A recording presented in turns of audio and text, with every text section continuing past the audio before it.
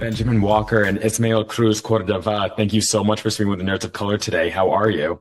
We're good, man. Great, great, man.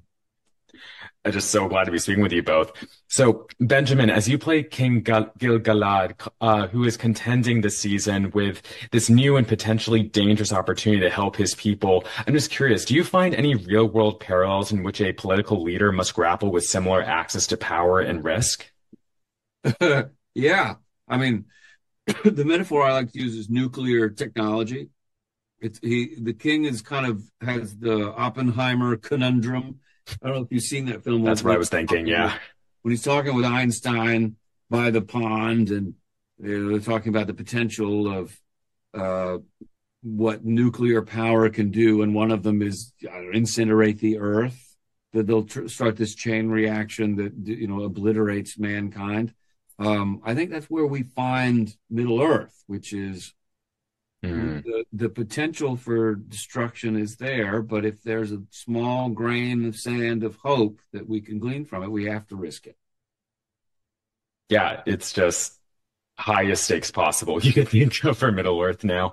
So, Ismail, Arondir, we saw in season one, it just seemed increasingly tried and tired throughout the show, from being kidnapped by the orcs to seeing the Southlands decimated, his roadblocks in his relationship with Bronwyn, and so much more. So can you tease, will season two let up on him at all, or does he have more coming? Oh my God. I can't really tease, but if the first, I mean, do you see 3 episodes, right? If that episode gives you any idea where we're headed, do you think it's gonna let up? It's yeah, the guy is one of those guys that has been dealt just about I don't want to say the worst, but what the most trying deck of cards, And as I like to say that he is a very human elf. The vast majority of humanity, we have to grapple with those things every single day. Every single day we have to pivot. Every single day there's something that's thrown on us, and we don't have the luxury of being eternal. We can't dwell on things. We have to move, and I think that is why he feels such a kinship with humans. These beings that their lifespan is so tiny, and considering what theirs are, but they still carry so much hope and energy and joie de vivre and all and it's something that really inspires him. So that beautiful tiredness, I think is not something you're going to miss in the second season.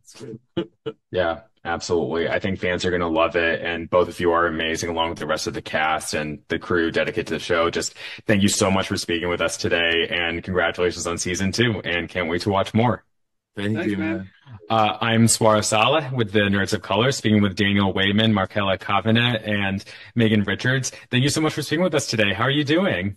Good, thanks. Really good. How are you? Really good, thank you, especially speaking with all of y'all. So for all of you, all your characters, to one degree or another, are learning so much more about Middle Earth on your journey, almost acting like an audience surrogate. So what's it like to play these characters as you all also continue to learn about Tolkien's world? It's a great question. I think that you're exactly right, that we as a three are being forced into this new landscape that's never been represented before. We're being forced to try and reckon with its terrors and horrors and difficulties, the lack of water, the extreme heat, the no foliage, no food, Then we're going to meet other communities who bring their own obstacles and hurdles, and some might be redemptive and some might be, again, terrifying. And so hopefully through our interactions, you're going to learn things about where the darkness that's rising in the other storylines is manifesting in this part of Middle Earth, and how that affects our individual journeys and our collective journey. Thank you. Yeah. Yeah, Markella and Megan, I'd love to hear more about how the Harfoots are dealing with learning all of this and taking it in. Learning, well, I mean, I think for Nori, she's not really aware as to what she's learning yet. I think it's very much, and is not kind of linking anything together at that point when we meet, especially when we meet her in season 2 at the start. Everything is still kind of unknown to her, but she does feel that there's an undercurrent of something that's not quite right, especially with the stranger's energy. And so I think she's aware that there's something going on. She's just not able to articulate it yet. It hasn't revealed itself to her in that way. And that is what is intriguing and also slightly terrifying. Yeah, I would kind of say similar, actually. But that kind of rings true for Poppy too, I think. Yeah. Yeah, definitely. And more about Rune specifically, where they've gone into. Can you tease anything about what fans will see there that we haven't seen in on-screen Tolkien media before? Because we rarely ever see it. Well, I feel like you've got, you guys have the, with the. You can say it. You can say it. Well, no, I don't. No, say it. No, you should. No, say what you're going to say. No, I was just going to talk about the other communities that they come out. Yeah, but I'm suddenly thinking, how much can I spoil? But I feel like you know a bit more about what you. Yeah, just a tease. Just a tease is all we're asking. we do meet a new community of beings. That's very exciting. But even just the landscape that we filmed in Fodun was quite incredible. Yeah, we went to Tenerife for 6 weeks and filmed that. And we filmed up El Tedo, which is like the volcano. And it was just so beautiful. Like the landscapes were so vast. And it sort of immediately sort of plopped me into the actual space that they were in. I didn't feel like I had to do anything because I myself as an actor and a person was reacting in real time to what was happening around me, and so that's what was happening for Poppy. Yeah, I think, as you said, because it hasn't been seen before, I just hope that the audience feels that it is that they feel like they are in Rune and they feel that they are in the world. Yeah, from what I've seen, that I can say definitely feels that way. And just such amazing performances from all of you as always. Just congratulations to all of y'all on season 2. I love the show. Audiences are going to love season 2 and hopefully have season 3 and beyond. So congratulations again. Thank you so much. Thank you so much. I am Swara with the Nerds of Color, speaking with Morfydd Clark and Sam Hazeldine. Thank you so much for speaking with the Nerds of Color today. Thank you for having us. Thank you. Nice to meet you. You too. So, Morfydd, how are the mistakes Galadriel made last season animating her journey this season, and what does she feel she has to prove? I think she has realized that the world is bigger than her own personal grief, and with that comes relief, because it gives her the chance to see that things are worth fighting for beyond kind of revenge. And she is connecting more with her elfdom because she can see beauty again, and see hope. And that's ultimately worth fighting for. And I think that keeps her alive, really, because she has been brought so low. That is such a great answer. Yeah. Thank you so much. So, Sam, on the opposite side of the spectrum, it seems like. So something that's interesting for me, seeing Adar and the orcs, we get to see them display nuances in their society that we've not often been afforded as Tolkien fans. So what's it like to help multifacet this often one-note species in the Legendarium? Yeah, it's great. We see the orcs. They're aware of the threat to their existence, and they're frightened, and they don't know what to do with that, and they're kind of clinging to this Lord Father of theirs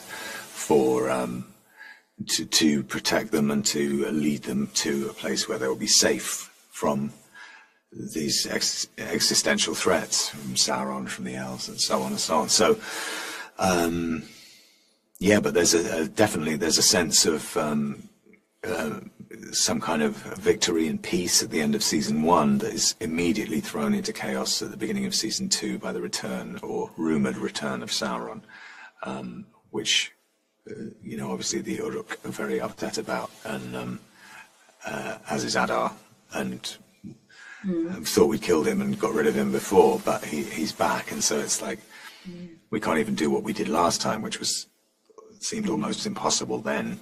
But we have to find something bigger and more powerful and combine forces to completely get rid of him forever. It's not easy. Yeah. Definitely not. And again, Morfydd with Galadriel, she obviously at the end of last season had a certain dynamic with Sauron. And can you tease at all how that will play into this season? Well,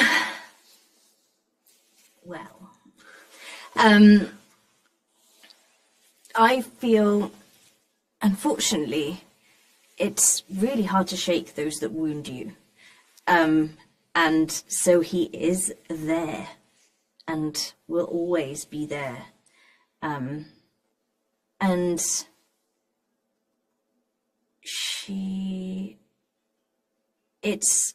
I feel also that what's so dastardly, I guess, about Sauron is that he gives you what you want. And so it's not necessarily that she is kind of feeling this connection to Sauron, but she's feeling this connection to this possibility that was there when Halbrand existed as his form. And I think that's also something really interesting in terms of the Celebrimbor-Sauron relationship, that he doesn't kind of get you in your weaknesses, he gets you in your strengths. And so she felt powerful in a particular way when she was with him, and does she miss that? Possibly. Have to wait and see. Yeah, sorry, I was going to frightened territory. Yeah. We'll have to wait and see. And in any case, the series is amazing. You all are amazing, and congratulations on season 2. Can't wait for everyone to watch it. Thank you both so much for doing Nerds of Color today. Thank you so much. Thank you. Take care. Hello, I'm Swara with the Nerds of Colors, speaking with Charlie Vickers and Charles Edwards today. How are you both doing? Very good. How are you? I'm just so honored to be speaking with you both. So my first question is to my Lord Sauron. What has it been like, just in general, through this process to brilliantly, in my opinion, play one of the greatest all-time villains in history and make him your own to whatever degree you can? Thank you, first of all. It's been a joy. To be honest, I have only felt incredible privilege and excitement at playing this role. It's been in my head now since 2019, and I've had so many ideas and things that have developed as time has gone on, and it's to finally be able to share everything with the rest of the world has been a real joy. And to be honest, I only really feel, when I found out I was playing Sauron, I only felt relief, because I thought I was playing this character Halbrand, but I thought maybe there was something more to him. And so when I found it out, I didn't really feel any of the pressure or the weight of the history of the character. I just wanted to try and bring as much love and joy to my playing of him. And I want to clarify, that's from me, Charlie, as a person towards Sauron, not Sauron on the screen. He's not walking around bringing love to everyone. Well, it depends. Yeah. Look at it. Yeah. Yeah, particularly not as a giant flaming eyeball. So, Charles, what would you say is animating Celebrimbor more this season? Genuine concern for his people, or maybe a more narcissistic endeavor, alike to his grandfather, Fëanor? I would say, first of all, excellent pronunciation on all those names. I would say the latter probably drives him more, though he would never admit that. Of course, he wishes to achieve good things, beneficial things, but he wants those things to be remembered forever, and he wants a statue of himself, of the person who has done those things. He's a very clever, very smart, brilliant person, but he's very vain, and is susceptible to praise and flattery and all those things. So it's a battle between those two things you mentioned, and that's ultimately what season 2, his story in season 2 is about. The battle between. Yeah, it really does run in the family, doesn't it? So, So one other question for Charlie. Many fans, including myself, we've gotten pretty invested in the Haladriel dynamic. Might we see more of it this season? Well, I mean, I used to be quite mysterious when I was asked this question, but then the last trailer just kind of gave it all away. I wasn't let in on that secret that was going to be kind of revealed, that there's like a sword fight between them at the end. But yeah, there is a meeting towards the end of the season of the two. And that is something that I guess I haven't checked, but I guess I can say that now because it's in the trailer. And it kind of keeps the they have a very complex and deep relationship that is that I think will run as a theme throughout the whole show because they symbolize good and evil, you know? So yeah. Yeah, we're here for it. It's just like I love this new take and giving context to like the original Low Turret trilogy. But thank you both so much for singing with the Nerds of Color today. Both of you are brilliant. We love the show. Can't wait for more. And yeah, congratulations on season 2. Thank you very much. Thanks for your time. Thank you. Take care. Boys, professional artists and professors. Maybe a nerd who's just like you, talking about the things that you like too. So I invite you to the NOC. In full color, you see me. The hard knock life. Comics, movies, and TV. Yeah. Pop culture with a different perspective. Watch it on your screen. Hit play, so check this.